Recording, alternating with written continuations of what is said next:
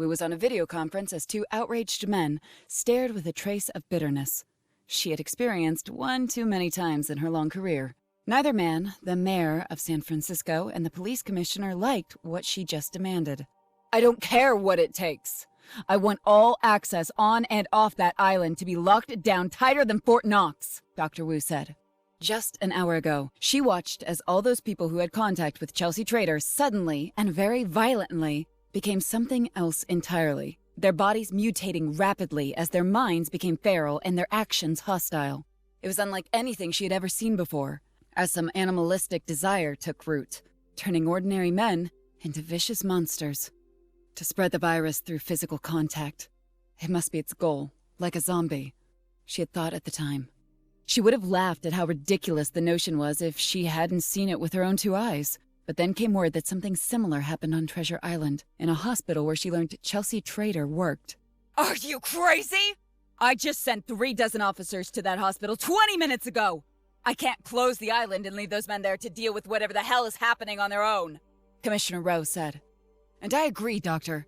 If this is as bad as you claim, then I need to get control of that island as soon as possible before this outbreak spreads to the city," Mayor Loeb said. "This is exactly what I'm trying to stop, Mr. Mayor.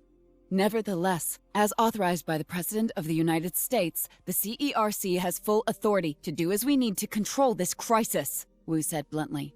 "Now, close the Bay Bridge and order the Coast Guard to set up a naval blockade of both Treasure Island and Yerba Buena Island before I find someone else to do it for you.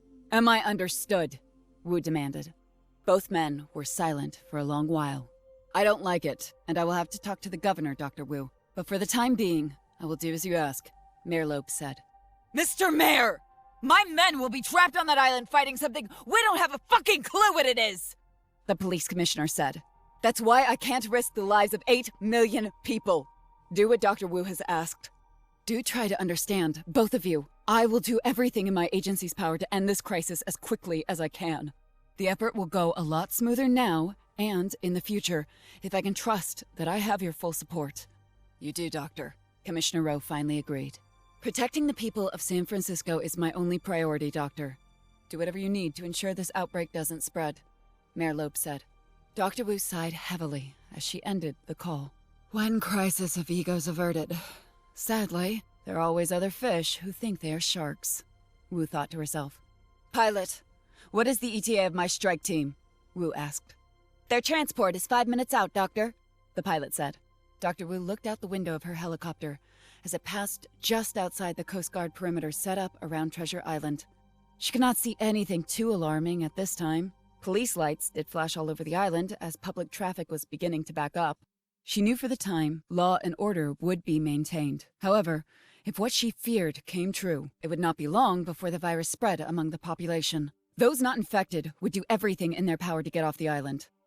With 2 major cities filled with millions of people just a stone's throw away from Treasure Island, she feared what it would mean if the Pangu Virus reached a major population center. "I should have stayed with the CDC," Wu thought, a joking comment she had said many times in private over the past 2 years. Her chopper banked, coming through the fog and heading towards Alcatraz Island. The former prison turned national park was being transformed into the CERC's base of operation. She was impressed by the spread of her agency's logistics. She had made sure the equipment needed would be placed in critical locations around the country, kept at local National Guard depots, so the CERC could quickly react and contain the outbreak if a crisis were to happen. Of course, not everyone was happy about it, hence the next phone call she got. "Mr. Governor, I'm sorry if it seems like I've been dodging your calls, but as you might be aware, I'm faced with a growing epidemic in San Francisco," Wu said. "Dr. Wu, I'm not pleased with the aggressive tactics your agency has taken. I have the mayor of San Francisco calling me every 10 minutes, and now I have the head of Federal Park Service complaining that you've turned Alcatraz into your fortress," Governor Blair said. "My fortress? Hardly, Mr. Governor. I needed to remind you that Alcatraz is federal property, and it is perfectly within my authority to seize any federal land I might need. Alcatraz is the closest island near the outbreak's epicenter. Thus, the need for this location to be converted to the CERC's needs," Wu said. "Nevertheless, you are playing with fire, Doctor." "Playing, Mr. Governor? A poor choice of words. I am sorry, Doctor, but you catch my meaning nonetheless. You need state and local assistance to combat this outbreak, as your agency has few allies in DC willing to put their neck out on the line if things should turn sideways. I would advise, Dr. Wu, you try to be more accommodating to those on the ground and do everything in your power to keep them in the loop. Wu was ready to bark back at the governor, but decided it was best to hold her tongue. She was too early in the operation to already be dealing with bureaucratic red tape. Everyone wanted to cover their asses. The governor was right about one thing. There were too many disgruntled senators back in D.C. who wished to see the CERC fail. I understand, Governor, and thank you for your advice, Wu said after a short pause as she tried to keep her calm. She ignored everything else the man had to say over the next 2 minutes, as she felt as if he was talking down to her. If the outbreak was averted and lives saved, he would take credit for saving San Francisco. If she failed, then the blame could always be shifted to the CERC. Wu knew she had a trump card, a little-known bylaw, that she could enact to give her and the CERC absolute authority even over the civilian government. But that was only authorized in the distress of circumstances, which conditions had not been met. Yes, Mr. Governor, I will make sure that your office is kept informed every step of the way. Hopefully, this crisis will be concluded in a few hours, Wu said, her mind barely paying attention. Very well, Dr. Wu, he replied, choosing to hang up on her, following his last words. Prick, Wu said as the call was dropped.